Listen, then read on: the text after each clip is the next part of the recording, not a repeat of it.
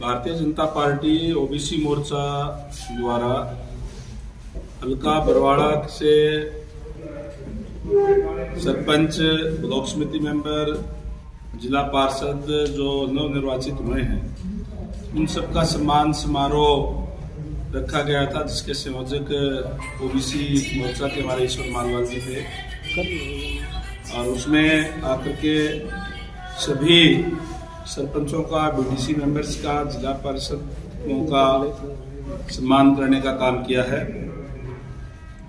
जैसे आपको पता ही है कि पंचायतों के नए चुनाव हुए हैं और हरियाणा के अंदर पिछले टर्म से ही पढ़ी लिखी पंचायत शुरू कर दी थी, तो ज़्यादातर जो चुन करके आए हैं जनप्रतिनिधि, वो सारे युवा हैं, पढ़े लिखे हैं।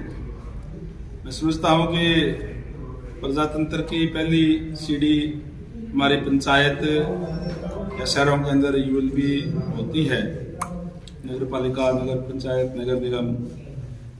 तो तमाम सारे इकट्ठे होकर के युवा जोश से और जो पढ़े लिखे हैं, जो अच्छी तरीके से, बेहतर तरीके से अपने काम को समझ भी सकते हैं, अधिकारियों से तालमेल करके और अपने अपने गांव के अंदर, अपने अपने वार्डों के अंदर विकास कराने का काम करेंगे।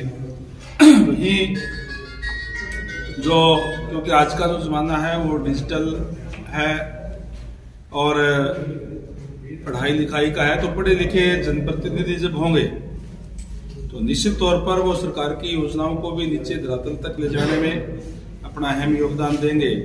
जैसे आपको पता ही है कि अभी इसी समय में हम आयुष्मान कार्ड बांटे जा रहे हैं और वैसे तो आयुष्मान कार्ड जो है सेंट्रल गवर्नमेंट की स्कीम है, 1,20,000 रुपए तक की जो आय है उनके बनाए जाते हैं। लेकिन हमारे सरकार ने, हरियाणा सरकार ने, आदरणीय मुख्यमंत्री मनोहर लाल जी ने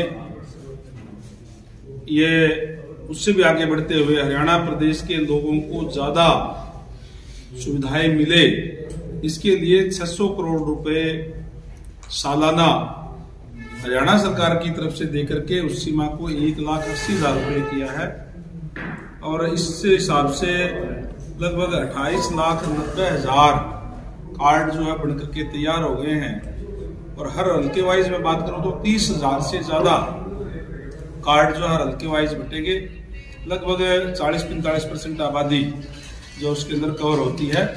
परमात्मा ना करे अगर किसी को कोई दुख तकलीफ हो जाती है तो 5 लाख रुपए तक का इलाज सरकारी और प्राइवेट हॉस्पिटल्स के अंदर भी जो पैनल पे होते हैं उसमें उनका फ्री किया जाता है, ताकि उसको कोई टेंशन ना रहे।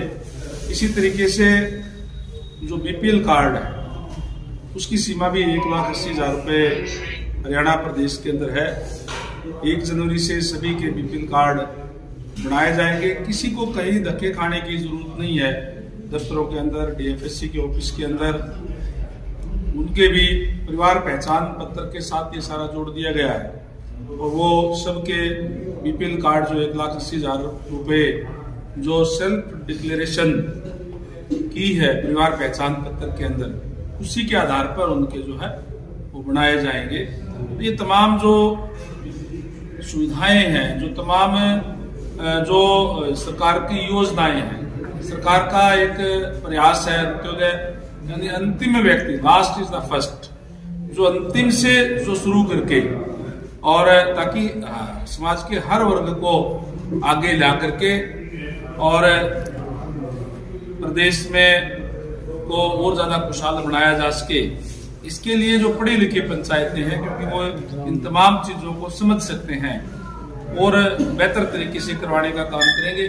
ये हमने उनको आज शुभकामनाएं दी है, उनका सम्मान करने का काम जो है हमने हमारे ओबीसी मोर्चा की तरफ से पूरे बरवाड़ा हल्के के नवनिर्वाचित जनप्रतिनिधियों का करने का काम किया। उसी के तहत आज हम बरवाड़े में पहुंचे थे। स्पीकर साहब, आपने तमाम सरकारी योजनाओं की बात की, वो बनाई गई हैं आम गरीब लोगों के लिए, लेकिन कहीं ना कहीं ये भी सच्चाई है कि उन लोगों तक पहुंच नहीं पाती वो सुविधाएं। इसका क्या कारण मानते हैं? बिल्कुल ठीक कहा। लेकिन मैं आपको ये बताऊंगा, ये बातें अब पुरानी हो जाएगी आप देखेंगे तो, क्योंकि वो इसलिए नहीं पहुंच पाती थी, जो गरीब लोग है बेचारे को उसको कितने नॉलेज नहीं था, वो उसकी पहुंच नहीं थी, उसकी सिफारिश नहीं थी, इसलिए। लेकिन उन सब चीजों को समाप्त करने का काम हमारी सरकार ने किया है, क्योंकि अब जो परिवार पहचान पत्र, जो फैमिली आईडी है, तमाम चीजें उनके साथ जोड़ दी गई है। जिस भी व्यक्ति की आयु, उसने खुद जो बताया है, पहले क्या था कि किसी के पास सर्टिफिकेट नहीं होता था पढ़ाई लिखाई का, स्कूल का, या फिर उसके कोई जन्मपत्री उस टाइम गलती से रह गई थी, तो फिर उसमें दिक्कत आती थी कि इसका बड़ा बेटा कितने का है, इसके डॉक्टरी जांच हम कराते थे कि भाई 60 साल का हुआ है नहीं हुआ है। उन सब चीजों को समाप्त करके बहुत ही सरल अभी ये चीजें करने का काम किया है, ताकि जैसे आप कह रहे हो कि जो पात्र व्यक्ति है वो वंचित ना रहे, इसके लिए परिवार पहचान पत्र के अंदर जिसने जितनी अपनी सेल्फ जो डिक्लेयर कर दी कि आज मैं 55 साल का हूं, आज मैं 58 साल का हूं, आज 60 साल का हूं, वही गवर्नमेंट ने मान लिया। उसके ऊपर कोई चेक नहीं है, कोई उसके ऊपर ये नहीं है, उसको कोई चैलेंज नहीं है कि आप अपने जन्म पत्र दिखाओ, आप अपना सर्टिफिकेट दिखाओ। परिवार पहचान पत्र के अंदर जैसे ही व्यक्ति 60 साल का होगा, समाज कल्याण विभाग से अधिकारी का फोन उसके पास आएगा कि आप 60 साल के हो गए, आप पेंशन लेना चाहते हैं या नहीं लेना चाहते, उनकी तरफ से आएगा। इसी तरीके से जैसे मैंने कहा कि 1,80,000 रुपए या उससे कम जिसकी भी इनकम है, उसके आयुष्मान कार्ड, उसके हेल्थ स्वास्थ्य का चिंता उसको नहीं है। हरियाणा सरकार करेगी चिरायु योजना, जो आयुष्मान योजना जो है वो सेंट्रल गवर्नमेंट की है, हमने उसमें वो चिरायु योजना के नाम से शुरू किया है। जैसे मैंने पहले बताया कि 1,80,000 रुपए उसकी सीमा बढ़ाई है, इसके लिए क्योंकि और ज्यादा पात्र उसके अंदर हरियाणा प्रदेश के लोग हुए, इसलिए लगभग 600 करोड़ रुपए सालाना हरियाणा गवर्नमेंट ने उसमें देने का फैसला किया है। हरियाणा प्रदेश के लोगों को ज्यादा सुविधाएं मिले इसके लिए, तो इसमें कोई आप यूं नहीं कह पाओगे कि वो पात्र था और उस तक वो योजना पहुंची नहीं। एक बड़ी सोशल मीडिया पे बड़ी तेजी से खबर जो है वायरल हो रही थी, शायद आप तक भी पहुंची होगी, हरियाणा के मुख्यमंत्री बदलने की, उस पर आपकी क्या प्रतिक्रिया है? मुझे लगता है कि सीएम साहब का कल का बयान सबको क्लियर कर दिया होगा। फिर भी मैं आपको बताना चाहूंगा, सोशल मीडिया आजकल एक ऐसी है, अगर कोई मजाक में भी कोई कह देते तो आगे आगे चल जाती है, इन बातों में कोई डर नहीं है। और कोई किसी का सवाल?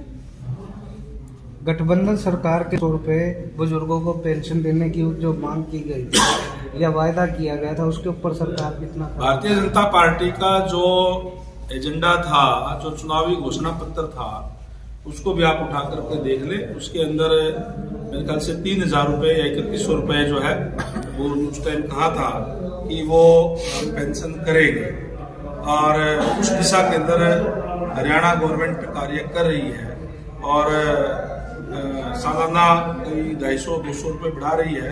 मैं समझता हूँ कि इस कार्यकाल के अंदर जो भारतीय जनता पार्टी ने घोषणा पत्र में कहा था, उसको पूरा करने का काम करेंगे।